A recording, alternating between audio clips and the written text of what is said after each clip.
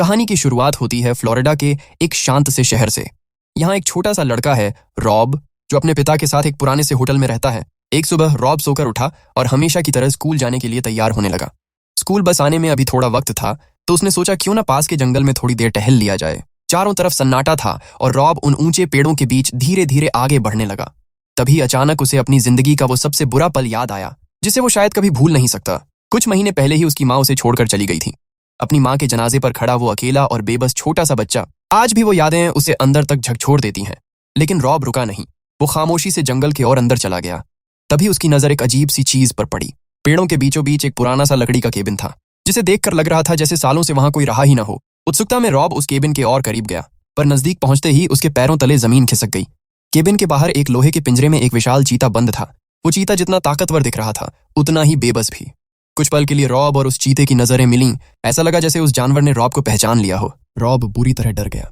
उसका दिल तेजी से धड़कने लगा और वो बिना एक पल गंवाए वहां से पीछे हटा और भागते हुए सीधे होटल की तरफ निकल गया। घर पहुंचते ही रॉब ने अपना बैग उठाया और स्कूल बस पकड़ने के लिए बाहर की तरफ भागा। लेकिन बस का वो सफर उसके लिए कभी आसान नहीं होता। बस में कुछ लड़के उसे अक्सर परेशान करते थे। वो उसका मजाक उड़ाते, उस पर गंदे कमेंट्स करते, लेकिन रॉब बस सिर झुकाए खामोश रहता। उसने मानो उन शोर मचाते लड़कों को अनदेखा करना सीख लिया था। तभी एक स्टॉप पर बस रुकी और एक नई लड़की बस में चढ़ी। उसका नाम था सिस्टीन।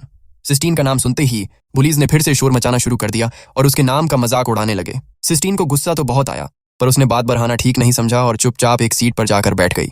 बाद में जब क्लास चल रही थी तो टीचर सबको लेसन समझा रही थी, लेकिन रॉब का ध्यान पढ़ाई में बिल्कुल नहीं था। उसके दिमाग में तो बस वही जंगल वाला चीता घूम रहा था। टीचर की बातों को अनसुना कर रॉब ने एक कागज निकाला और उस पर उसी चीते की ड्राइंग बनाने लगा। अपनी सोच में उसने उस चीते को आजाद कर दिया था, जो अब जंगल में शान से घूम रहा था। ड्राइंग करते करते उसे अपनी माँ की याद आ गई। उसकी माँ लकड़ी पर नक्काशी करने में माहिर थीं और उन्होंने ही रॉब को छोटी छोटी लकड़ी की मूर्तियां बनाना सिखाया था। उन यादों ने रॉब के चेहरे पर एक हल्की मुस्कान भी लाई और आंखों में एक नमी भी। अचानक टीचर ने रॉब का नाम पुकारा। उन्होंने बताया कि प्रिंसिपल ने उसे अभी इसी वक्त ऑफिस में बुलाया है। रॉब हैरान था कि आखिर उसे क्यों बुलाया गया। जब वो ऑफिस पहुंचा तो प्रिंसिपल ने उसे बैठने को कहा और फिर बड़े ध्यान से उसके पैरों को देखने लगे। दरअसल रॉब को स्किन की एक गंभीर बीमारी थी, जिसकी वजह से उसके पैरों पर लाल निशान और घाव हो जाते थे। प्रिंसिपल ने बताया कि स्कूल के कुछ पेरेंट्स को डर है कि कहीं ये बीमारी उनके बच्चों को न लग जाए। आखिर में उन्होंने रॉब को सख्त हिदायत दी कि वो अपनी दवाइयां समय पर लेता रहे और अपना ख्याल रखे। प्रिंसिपल ने आगे कहा कि वो रॉब के पिता को एक लेटर लिखेंगे। उस लेटर में वो ये सलाह देना चाहते थे कि जब तक हालात थोड़े ठीक नहीं हो जाते तब तक रॉब को कुछ समय के लिए घर पर ही रहना चाहिए। इतना सुनकर रॉब चुपचाप उनके ऑफिस से बाहर निकल आया। कॉरिडोर से गुजरते वक्त उसकी नजर एक टीचर पर पड़ी, जिनके हाथ से कुछ किताबें और पेपर्स गलती से नीचे गिर गए थे। रॉब ने बिना कुछ सोचे समझे तुरंत उनकी तरफ दौड़ लगाई और सारा सामान समेटने में उनकी मदद करने लगा। उन टीचर ने मुस्कुराते हुए रॉब का शुक्रिया अदा किया। उन्होंने अपना नाम मिस मिल्स बताया। तभी उनकी नजर रॉब के हाथ में दबे उस कागज पर पड़ी। उन्होंने उत्सुकता से पूछा कि उसने क्या बनाया है। रॉब स्वभाव से काफी शर्मीला था, पर उसने धीरे से वो ड्राइंग उनकी तरफ बढ़ा दी। मिस मिल्स ने जैसे ही उस तस्वीर को देखा वो दंग रह गईं। ये वही चीता था जिसे रॉब ने सुबह जंगल में देखा था। उन्होंने रॉब की खूब तारीफ की और कहा कि उसके पास गजब का हुनर है। रॉब का हौसला बढ़ाते हुए उन्होंने कहा कि उसे इसी तरह ड्राइंग करते रहना चाहिए। जाते जाते उन्होंने ये भी बताया कि वो कुछ दिनों की छुट्टी पर जा रही हैं, लेकिन उन्होंने रॉब से वादा लिया कि जब वो वापस आएंगी तो वो उन्हें अपनी और भी कलाकारी दिखाएगा। रॉब ने भी मुस्कुराते हुए सिर हिलाकर हामी भर दी। थोड़ी देर बाद स्कूल खत्म होने का वक्त हुआ और रॉब बिल्डिंग के बाहर खड़ा इंतजार करने लगा। तभी उसकी नजर मैदान में भागते हुए कुछ बच्चों पर पड़ी। वो सब मिलकर उस नई लड़की सिस्टीन का पीछा कर रहे थे। वो लड़के लगातार उसके नाम का मजाक उड़ाकर उसे चिढ़ाए जा रहे थे। काफी देर तक ये सब सहने के बाद सिस्टीन के सब्र का बांध टूट गया। उसे इतना गुस्सा आया कि वो अचानक पलटी और उसने सामने खड़ी एक लड़की को मुक्का जड़ दिया। मगर वो लड़की सिस्टीन से उम्र और कद में काफी बड़ी थी। अगले ही पल उस लड़की ने सिस्टीन को जोर से धक्का दिया और वो सीधे जमीन पर जा गिरी। ये सब देखकर रॉब घबरा गया। हालांकि उसे खुद भी डर लग रहा था, फिर भी वो लड़ाई रोकने के लिए उनकी तरफ भागा। उसने उन पुलिस को टोकते हुए कहा कि अब बस करो और सिस्टीन को परेशान करना बंद करो। लेकिन रॉब की यह कोशिश उल्टी पड़ गई। उन गुंडों का ध्यान अब सिस्टीन से हटकर रॉब पर चला गया। वो सब उसकी तरफ बढ़ाने लगे, मानो अब उसे ही निशाना बनाएंगे। खतरा भांपते ही रॉब वहां से तेजी से भाग निकला। थोड़ी देर बाद सिस्टीन स्कूल बस में चढ़ी। लड़ाई की वजह से उसके कपड़े गंदे हो चुके थे और बाल भी पूरी तरह बिखरे हुए थे। उसे इस हालत में देखकर बस के बाकी बच्चे फिर से उसका मजाक उड़ाने लगे। गुस्से और शर्मिंदगी से भरी सिस्टीन बस के पिछले हिस्से में चली गई और रॉब के बगल वाली सीट पर जाकर बैठ गई। वो बड़बड़ाने लगी कि उसे यह शहर और यहाँ के बदतमीज बच्चे बिल्कुल पसंद नहीं हैं। रॉब चुपचाप उसकी बातें सुनता रहा। फिर उसने सिस्टीन का मन बहलाने के लिए अपने पैरों की बीमारी के बारे में बताया। उसने समझाया कि उसे स्किन की एक ऐसी प्रॉब्लम है जिसकी वजह से उसके पैरों में जख्म और जलन होती रहती है। ये सुनकर सिस्टीन के दिमाग में एक अजीब सा ख्याल आया। उसने कहा कि अगर रॉब की ये बीमारी उसे भी हो जाए तो शायद उसे भी स्कूल नहीं आना पड़ेगा और वो घर पर आराम कर सकेगी। उसने रॉब से पूछा कि क्या वो किसी तरह ये बीमारी उसे भी दे सकता है। रॉब ने बड़े आराम से उसे समझाया कि ऐसा नहीं हो सकता, ये कोई फैलने वाली बीमारी नहीं है, इसलिए किसी और को इससे कोई खतरा नहीं। ये सुनकर सिस्टीन को रॉब के लिए थोड़ा बुरा महसूस हुआ। उसने रॉब से वादा किया कि अगर वो स्कूल नहीं आ पाएगा तो वो खुद उसके घर होमवर्क पहुंचा दिया करेगी ताकि उसकी पढ़ाई का नुकसान न हो। उसी शाम रॉब के पिता ने प्रिंसिपल का भेजा हुआ वो लेटर पढ़ा। लेटर पढ़ते ही उनका पारा चढ़ गया। उन्हें यकीन नहीं हो रहा था कि बार बार समझाने के बावजूद स्कूल वाले अब भी इसी बात को लेकर डरे हुए हैं। रॉब के पिता ने कई बार बताया था कि ये बीमारी छूत की नहीं है, पर स्कूल वाले समझने को तैयार ही नहीं थे। खैर, उन्होंने तय किया कि फिलहाल रॉब का घर पर रहना ही बेहतर होगा। इसके बाद उन्होंने रॉब के पैर में दवा का इंजेक्शन लगाया ताकि उसके जख्मों में कुछ सुधार आ सके। इंजेक्शन लगाने के बाद वो चुपचाप किचन में चले गए और रात का खाना तैयार करने लगे। रात के सन्नाटे में रॉब अपने कमरे में बैठा अपना पसंदीदा काम कर रहा था। एक छोटे से चाकू की मदद से उसने लकड़ी के टुकड़े को तराशना शुरू किया। नक्काशी करते वक्त उसके दिमाग में बस वही टाइगर घूम रहा था जिसे उसने सुबह जंगल में देखा था। उस जानवर की वो ताकतवर और बेबस छवि अब भी उसके जहन में एकदम साफ थी। लकड़ी को तराशते तराशते रॉब के मन में एक ख्याल आया। उसने सिस्टीन जैसी दिखने वाली एक छोटी सी लकड़ी की मूर्ति बनाना शुरू कर दिया। काम खत्म हुआ तो रॉब थक कर बिस्तर पर लेट गया और धीरे धीरे उसकी आंख लग गई। उस रात रॉब ने एक बड़ा ही अजीब सपना देखा। उसने देखा कि सिस्टीन जंगल के बीचों बीच बेखौफ दौड़ रही है, पर वो अकेली नहीं थी। वो उस विशाल चीते की पीठ पर सवार थी। दोनों पेड़ों के बीच इतनी तेजी से भाग रहे थे मानो वो जंगल उन्हीं का घर हो। अगली सुबह रॉब हमेशा की तरह होटल के कामों में हाथ पटाने लगा। वहां विली नाम की एक सफाई करने वाली महिला थी जो रॉब से बहुत प्यार करती थी। काफी देर काम करने के बाद विली ने थोड़ा ब्रेक लिया। उसने मुस्कुराते हुए रॉब को खाने के लिए एक गम दी।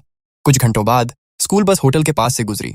उस वक्त रॉब बाहर बगीचे की देखभाल कर रहा था। बस में बैठे उन शरारती लड़कों ने जैसे ही रॉब को देखा, उन्हें फिर से उसे परेशान करने की सूझी। उनमें से एक लड़के ने रॉब की तरफ कोई चीज जोर से फेंकी।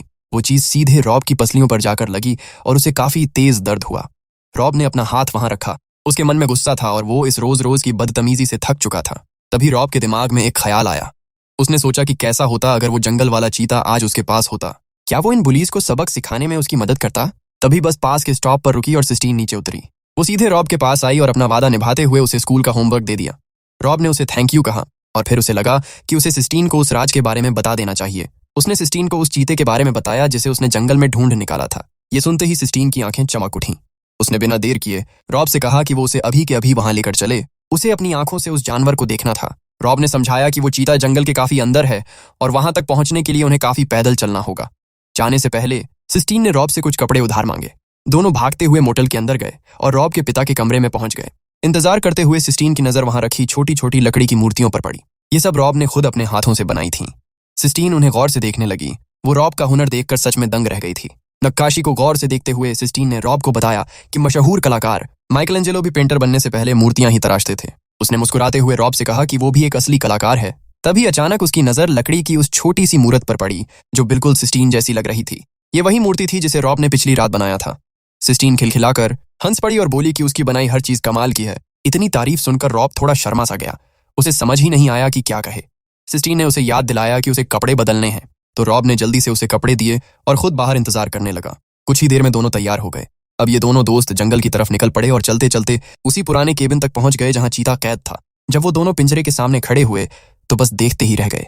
लोहे की उन सलाखों के पीछे बंद होने के बावजूद वो चीता बहुत ही ताकतवर और विशाल लग रहा था। सिस्टीन उस जानवर को निहारती रही और फिर उसने रॉब से पूछा कि आखिर इतने खूबसूरत जीव को जंगल के बीचों बीच इस पिंजरे में क्यों रखा गया है। रॉब ने अंदाजा लगाया कि शायद ये चीता उसी मोटल के मालिक बोचैम्प का है। ये सुनते ही सिस्टीन गुस्से से भर गई। उसका मानना था कि किसी जंगली जानवर को अपने मनोरंजन के लिए ऐसे कैद करके रखना बिल्कुल गलत है। वो चाहती थी कि उस चीते को अभी के अभी आजाद कर दिया जाए। रॉब उसकी बात से सहमत तो था, पर उसने समझाया कि ये इतना आसान नहीं है। पिंजरे पर एक बहुत मजबूत ताला लगा था और उनके पास उसे तोड़ने के लिए कोई औजार नहीं था। तभी अचानक दूर से किसी गाड़ी के आने की आवाज सुनाई दी। ये बोचैम्प ही था जो केबिन की तरफ आ रहा था। पकड़े जाने के डर से रॉब और सिस्टीन फौरन वहां से भागे और झाड़ियों में छिपते छिपाते वापस मोटल पहुंच गए। जब वो वापस लौटे तो रॉब के पिता वहां पहले से ही इंतजार कर रहे थे। रॉब ने बिना देर किए सिस्टीन की मुलाकात अपने पिता से करवाई। सिस्टीन ने रॉब के पिता को बड़े अदब से नमस्ते किया और फिर पास ही बने एक फोन बूथ की तरफ बढ़ गई ताकि अपने घर फोन करके किसी को बुला सके। इसी बीच रॉब के पिता उससे बातें करने लगे। उन्हें ये जानकर बड़ी खुशी हुई कि आखिरकार रॉब का कोई दोस्त बना है जिसके साथ वो अपना वक्त बिता सकता है। थोड़ी देर बाद रॉब ने सिस्टीन के कपड़े उसे लौटा दिए और दोनों साथ मिलकर उसके घर वालों का इंतजार करने लगे। कुछ ही देर में मोटल के सामने एक गाड़ी आकर रुकी। वो सिस्टीन की माँ थीं। गाड़ी से उतरते ही उन्होंने सिस्टीन को डांटना शुरू कर दिया। वो काफी नाराज थीं कि सिस्टीन बिना बताए कई घंटों तक गायब रही। तभी उनकी नजर सिस्टीन के कपड़ों पर पड़ी। उन्होंने फौरन सवाल दाग दिया कि उसने ये दूसरे कपड़े क्यों पहन रखे हैं, मगर सिस्टीन अपनी माँ के इस सख्त बर्ताव से जरा भी नहीं डरी। माहौल को थोड़ा शांत करने के लिए उसकी माँ रॉब की तरफ मुड़ी और कहने लगी कि सिस्टीन सिर्फ अपने पिता की बात सुनती है। ये सुनकर सिस्टीन और भी भड़क गई। दोनों के बीच बहस काफी बढ़ गई थी। आखिर में सिस्टीन गुस्से में पैर पटकती हुई गाड़ी में बैठ गई और वो दोनों लड़ते झगड़ते ही वहां से चले गए। रॉब खड़ा खड़ा उन्हें देखता रहा। उसे समझ ही नहीं आया कि अभी अचानक ये सब क्या हो गया। इसके बाद रॉब चुपचाप मोटल के अंदर चला गया। अगली सुबह वो फिर से विली के साथ सफाई के काम में जुट गया। काम करते करते रॉब के मन में एक सवाल आया जो उसे काफी वक्त से परेशान कर रहा था। उसने विली से पूछा कि इंसानों का जानवरों को पिंजरे में बंद रखना क्या सही है। विली कुछ पल के लिए रुकी और फिर उसने अपने बचपन का एक किस्सा सुनाना शुरू किया। उसने बताया कि जब वो छोटी थी तो उसके पिता ने उसे एक नन्हा सा हरे रंग का पक्षी तोहफे में दिया था। विली उस परिंदे से बहुत प्यार करती थी, लेकिन कुछ समय बाद उसे उस नन्ही सी जान को पिंजरे में बंद देखकर दुख होने लगा। विली को लगा कि उस परिंदे को आजाद होना चाहिए, इसीलिए एक दिन उसने चुपके से पिंजरे का दरवाजा खोल दिया और उस पक्षी को उड़ा दिया। जब उसके पिता को यह बात पता चली तो वो आगबूला हो गए और उन्होंने विली को कड़ी सजा दी। उन्होंने विली से कहा कि उस पक्षी को आजाद करके उसने उसका भला नहीं किया, बल्कि उसे जंगल के किसी सांप के लिए एक आसान शिकार बना दिया है। ये सुनकर रॉब खामोश हो गया और गहरी सोच में डूब गया। विली की बातें सुनकर रॉब सोच में तो पड़ा, पर विली ने एक बात और साफ कर दी। उसने कहा कि उसे अपने किए पर आज भी कोई पछतावा नहीं, बल्कि आज भी वो कभी कभी सपने में उस हरे पक्षी को खुले आसमान में गाते हुए देखती है और ये सोचकर उसे सुकून मिलता है। उसी दिन दोपहर के वक्त रॉब मोटल के किनारे सफाई कर रहा था। तभी अचानक उसका सामना मोटल के मालिक बोचैम्प से हो गया। बोचैम्प ने रॉब को पास बुलाया और कहा कि उसके पास उसके लिए एक छोटा सा काम है, जिसके बदले वो उसे कुछ पैसे भी देगा। रॉब थोड़ा उलझन में था, पर वो सुनने को तैयार हो गया। बोचैम्प ने बताया कि कुछ दिन पहले उसने एक बहुत ही नायाब जंगली जानवर पकड़ा है। अब उस जानवर को रोज खाना खिलाने और देखभाल की जरूरत है और बोचैम्प ये काम खुद नहीं करना चाहता था। जैसे ही रॉब ने ये सुना, वो समझ गया कि बोचैम्प किस जानवर की बात कर रहा है, लेकिन उसने बड़ी चालाकी से अनजान बनने का नाटक किया। रॉब ने बहाना बनाया कि वो अब भी नहीं जा सकता, क्योंकि उसके पिता ने उसे विली के काम में हाथ बटाने को कहा है। लेकिन ये सुनते ही बोचैम्प भड़क गया। उसने बड़े रूखे अंदाज में कहा कि रॉब के पिता का उस पर कोई हक नहीं चलता और उसने रॉब को तुरंत साथ चलने का हुक्म दे दिया। दबाव में आकर रॉब खामोशी से उसके पीछे पीछे चल पड़ा। जल्द ही वो दोनों जंगल के उसी केबिन के पास पहुंच गए जहां वो चीता कैद था। पिंजरे में बंद उस जानवर को देखकर रॉब ने ऐसे हैरानी जताई जैसे उसने उसे पहली बार देखा हो। बोचैम्प बड़े गर्व से बताने लगा कि किसी ने उसका कर्ज चुकाने के बदले उसे ये चीता दिया है। इसके बाद बोचैम्प रॉब को समझाने लगा कि चीते को खाना कैसे देना है। तभी अचानक उस चीते ने पिंजरे की जाली की तरफ एक जोरदार छलांग लगाई। बोचैम्प इतना बुरी तरह डर गया कि हड़बड़ाहट में पीछे की तरफ गिर पड़ा। ये नजारा देखकर रॉब को हंसी आने ही वाली थी, पर उसने खुद को जैसे तैसे संभाल लिया ताकि बोचैम्प को बुरा न लगे। फिर बोचैम्प ने रॉब को चाबियों का एक गुच्छा थमाया और कहा कि अब से चीते को खाना खिलाने की जिम्मेदारी उसकी है। वहां से जाते जाते बोचैम्प उस चीते का मजाक उड़ाने लगा और उसे बेकार कहने लगा, पर तभी उस जानवर ने भी अपना जवाब दे दिया। चीते ने बोचैम्प की तरफ गंदगी स्प्रे कर दी, जिससे वो पूरी तरह गंदा हो गया। बोचैम्प घिन के मारे चिल्लाने लगा और फौरन रॉब को लेकर वहां से भाग निकला। रॉब ने देखा कि कैसे वो ताकतवर जानवर कैद में होने के बावजूद अपना गुस्सा जाहिर करना जानता था। मोटल पहुंचने से पहले ही बोचैम्प अचानक रुका और रॉब को बड़ी सख्त चेतावनी दी। उसने साफ कह दिया कि यह सब एक राज रहना चाहिए। अगर किसी को भी उस चीते के बारे में पता चला तो बोचैम्प के लिए बड़ी मुसीबत खड़ी हो सकती थी। फिर उसने रॉब को कच्चे मांस से भरा एक प्लास्टिक बैग थमाया। उसने वादा किया कि वो अगले दिन और भी मांस लाएगा ताकि रॉब उस जानवर को खिला सके। इसी बीच वहां से एक कार गुजरी। ये रॉब की टीचर मिस मिल्स थीं। बोचैम्प को उस हालत में और इतना संदिग्ध देखकर उन्होंने गाड़ी धीमी कर दी। उन्होंने पूछा कि आखिर यहाँ क्या चल रहा है। रॉब ने बात संभालते हुए तुरंत कहा कि सब ठीक है, लेकिन बोचैम्प ने बड़े ही रूखे अंदाज में टीचर को टोक दिया और उन्हें अपने काम से काम रखने को कहा। जाने से पहले मिस मिल्स ने रॉब की तरफ देखा और उसे याद दिलाया कि स्कूल लौटते ही वो उनसे जरूर मिले। टीचर के जाते ही बोचैम्प ने रॉब को फिर से धमकाया कि वो चीते वाली बात किसी को न बताए। बाद में रॉब ने मांस से भरा वो बैग मोटल में कहीं छिपा दिया, क्योंकि वो नहीं चाहता था कि उसके पिता की नजर उस पर पड़े। काम खत्म करने के बाद रॉब उन चाबियों को गौर से देखने लगा जो बोचैम्प ने उसे दी थीं। उसके मन में रह रहकर बस एक ही सवाल कौंध रहा था, क्या उसे इन चाबियों से उस चीते को आजाद कर देना चाहिए। तभी स्कूल बस फिर से मोटल के पास से गुजरी। सिस्टीन बस से उतरी और भागते हुए रॉब के पास आई। वो काफी उत्साहित थी और फिर से उस चीते को देखना चाहती थी। दोनों दोस्त एक बार फिर जंगल की तरफ दौड़ पड़े। पिंजरे के पास पहुंचकर रॉब को लगा कि अब वो सिस्टीन से ये बात और नहीं छिपा सकता। उसने बोचैम्प के साथ हुई सारी बातचीत उसे बता दी और ये भी दिखाया कि अब चीते को खाना खिलाने की जिम्मेदारी उसकी है। ये सुनते ही सिस्टीन की खुशी का ठिकाना नहीं रहा। उसे लगा कि अब तो सब कुछ बदल गया है, क्योंकि उनके पास चाबियां आ चुकी थीं। इसका मतलब था कि वो जब चाहें पिंजरा खोलकर चीते को आजाद कर सकते थे। उसने रॉब को समझाया कि ऐसे नायाब जानवर कैद के लिए नहीं होते, लेकिन रॉब के मन में अब भी दुविधा थी। उसे विली की सुनाई वो पक्षी वाली कहानी याद आ रही थी। रॉब ने सिस्टीन को समझाने की कोशिश की कि अगर उन्होंने चीते को छोड़ दिया तो शायद वो अकेला इस जंगल में जिंदा न बच पाए, लेकिन सिस्टीन कुछ भी सुनने को तैयार नहीं थी। उसका मानना था कि आज़ादी हर किसी का हक है, चाहे अंजाम जो भी हो। और बस तभी सिस्टीन ने एक ऐसा फैसला लिया जिसने सब कुछ बदल कर रख दिया। सिस्टीन ने ठान लिया था कि वो उस चीते को आज़ाद करके ही रहेगी, चाहे इसके लिए उसे अकेले ही क्यों ना लड़ना पड़े। बहस करते करते उसने गुस्से में पिंजरे को पकड़ लिया और उसे जोर जोर से हिलाने लगी। उसका ये गुस्सा देखते ही देखते आंसुओं में बदल गया और वो फूट फूट कर रोने लगी। रॉब से उसकी ये हालत देखी नहीं गई। वो धीरे से उसके पास गया और उसे चुप कराने लगा। थोड़ी देर बाद सिस्टीन ने अपने आंसू पोंछे। उसे लगा कि भले ही वो अभी उसे आज़ाद न कर पाए, पर कम से कम उस बेबस जानवर का दिल तो बहला ही सकती है। उसने पिंजरे के ऊपर ढका हुआ वो मोटा कपड़ा हटा दिया ताकि वो चीता खुली हवा में सांस ले सके और ऊपर आसमान को देख सके। उस रात रॉब और सिस्टीन वहीं पिंजरे के पास रुक गए। दोनों दोस्त जमीन पर लेटे खामोशी से सितारों को निहारते रहे और पास ही वो चीता भी आराम कर रहा था। काफी वक्त बीत जाने के बाद वो दोनों वापस मोटल की तरफ चल दिए। वहां पहुंचते ही अचानक उनकी मुलाकात सफाई करने वाली विली से हुई। सिस्टीन का मूड अब भी खराब था, इसलिए उसने विली से काफी बदतमीजी से बात की। हैरानी की बात यह थी कि विली को जरा भी गुस्सा नहीं आया। उसने बड़े प्यार से सिस्टीन को समझाया कि वो उसकी भावनाओं को समझती है। विली ने बताया कि अपने बचपन में वो भी ऐसी ही बागी हुआ करती थी, लेकिन साथ ही विली ने उसे एक बहुत जरूरी सीख भी दी। उसने कहा कि सिस्टीन को अपने गुस्से पर काबू पाना सीखना होगा, क्योंकि जिंदगी कभी खुद चलकर उसकी मुश्किलें हल नहीं करेगी। विली की ये बातें सुनकर सिस्टीन एकदम चुप हो गई। कुछ ही पलों बाद विली अपनी गाड़ी में बैठी और वहां से निकल गई, जबकि दोनों बच्चे खामोशी से उसे जाते हुए देखते रहे। सिस्टीन को विदा करके रॉब जैसे ही अपने घर के अंदर गया, उसका सामना अपने पिता से हुआ। उनके हाथ में वही प्लास्टिक बैग था जिसमें कच्चा मांस रखा था। रॉब के पिता गुस्से से लाल थे। उन्होंने चिल्लाते हुए पूछा कि ये सड़ा हुआ मांस आखिर आया कहां से। हालांकि रॉब को राज छुपाने को कहा गया था, पर उसने अपने पिता से झूठ नहीं बोला।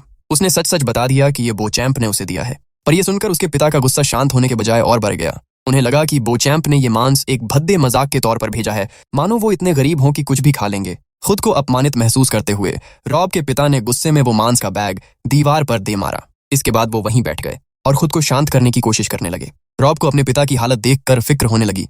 वो उनके पास जाकर बात करना चाहता था, लेकिन उन्होंने साफ कह दिया कि वो अभी अकेला रहना चाहते हैं। रॉब भारी मन से कमरे के बाहर निकल आया। अपना मन बहलाने के लिए रॉब ने फिर से लकड़ी का एक नया टुकड़ा उठाया और उस पर नक्काशी करने लगा। यही एक काम था जिससे उसे सुकून मिलता था। अगली सुबह रॉब अपने कमरे के बाहर खड़ा अपनी बनाई लकड़ी की मूरत को निहार रहा था। अपनी कल्पनाओं में उसने देखा कि वो छोटी सी मूरत मानो जिंदा हो गई हो और उसके आसपास खेलने लगी हो।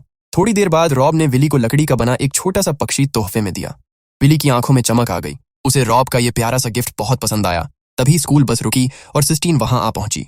उसने रॉब को बताया कि उसकी माँ उसके बर्ताव से अब और भी ज्यादा नाराज रहने लगी हैं। यहाँ तक कि उन्होंने सिस्टीन का रॉब से मिलना भी बंद करवा दिया।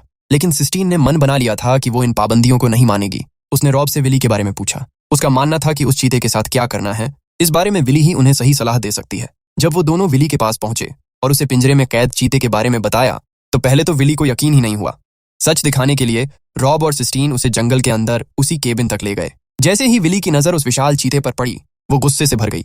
उसने चिढ़ाकर कहा कि बोचैम्प जैसा आदमी ही किसी मासूम जानवर के साथ ऐसी हरकत कर सकता है। सिस्टीन ने तुरंत विली से पूछा कि अब उन्हें क्या करना चाहिए।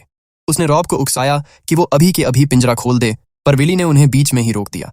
विली ने समझाया कि भले ही बोचैम्प एक बुरा आदमी है, पर चीते को आजाद करना शायद सही फैसला ना हो। ये जानवर काफी समय से कैद में रहा है। अगर इसे अचानक जंगल में छोड़ दिया गया तो शायद ये खुद का ख्याल न रख पाए। मगर सिस्टीन इस बात से सहमत नहीं थी। उसने गुस्से में कहा कि जंगली जानवर आजाद रहने के लिए ही बने हैं, जैसे इस इलाके के बाकी तेंदुए रहते हैं। उसे पूरा भरोसा था कि ये चीता भी जंगल में जीना सीख जाएगा। विली खामोशी से उनकी बातें सुनती रही और फिर उसने एक बहुत बड़ी बात कही। विली ने उन बच्चों की आंखों में झांका और एक गहरी बात कही।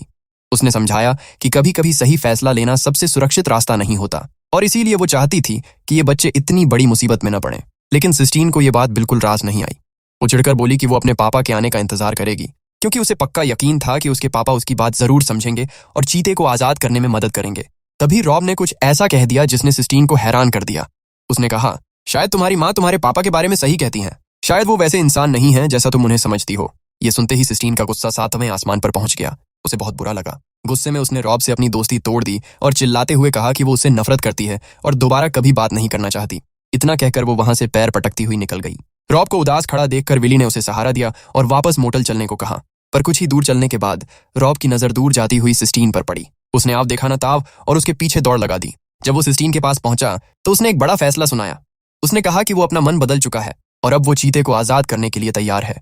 सिस्टीन को पहले तो यकीन नहीं हुआ, पर रॉब ने साफ कह दिया कि वो ये सब अपनी दोस्ती के लिए कर रहा है। तभी अचानक वहां बोचैम्प अपनी गाड़ी लेकर आ पहुंचा। सिस्टीन से हाय हेलो करने के बाद उसने रॉब को एक और काम सौंप दिया। उसने कहा कि मोटल पर मांस का एक और पैकेट आने वाला है, जिसे रॉब को ही उठाना है। रॉब ने शांति से हाँ कह दी ताकि बोचैम्प को कोई शक न हो। बोचैम्प ने बताया कि उसे रॉब के पिता से कुछ जरूरी काम है और वो वहां से निकल गया। उसके जाते ही रॉब और सिस्टीन समझ गए कि यही सबसे सही मौका है। दोनों भागते हुए जंगल के अंदर उस पिंजरे तक पहुंचे। बिना एक पल गंवाए रॉब ने अपनी जेब से चाबियां निकाली और एक एक करके वो भारी ताले खोलने लगा। उन्हें पता था कि चीते ने 2 दिनों से कुछ नहीं खाया है, फिर भी उन्होंने हिम्मत दिखाई और पिंजरे का दरवाजा खोल दिया। दरवाजा खुलते ही वो विशाल चीता धीरे से खड़ा हुआ। रॉब थोड़ा पीछे हटा और जोर से चिल्लाकर बोला, जाओ, अब तुम आजाद हो। सिस्टीन ने उसे शांत किया और कहा, रॉब धीरे, वो सब समझता है। वो ताकतवर जानवर धीरे धीरे पिंजरे से बाहर निकला और उन दोनों बच्चों के बिल्कुल पास आकर रुक गया। एक पल के लिए रॉब और सिस्टीन ने बड़े प्यार से उसकी खाल को छुआ। फिर वो चीता पलटा और जंगल की तरफ बढ़ने लगा। पूरे जंगल में उसकी दहाड़ गूंज उठी। रॉब और सिस्टीन उसे गहरी झाड़ियों में ओझल होते देख रहे थे। उन्हें इस बात का गर्व था कि उन्होंने सही काम किया। लेकिन तभी सब कुछ अचानक बदल गया। सन्नाटे को चीरती हुई एक गोली चलने की आवाज आई। आवाज सुनते ही सिस्टीन घबराकर जमीन पर गिर पड़ी। डर और सदमे की वजह से उसकी सांसें अटकने लगी थीं। घबराए हुए दोनों बच्चे आवाज की दिशा में सड़क की तरफ भागे। वहां पहुंचते ही उनकी आंखों के सामने एक ऐसा नजारा था जिसने उनका कलेजा चीर कर रख दिया। वो विशाल चीता बेजान होकर जमीन पर पड़ा था। नजारा देखते ही रॉब का कलेजा मुंह को आ गया। उसे लगा कि उसके पिता ने बोचैम्प को बचाने के लिए गोली चलाई है, क्योंकि चीते ने बोचैम्प पर हमला कर उसे नीचे गिरा दिया था। तभी वहां विली भी आ पहुंची।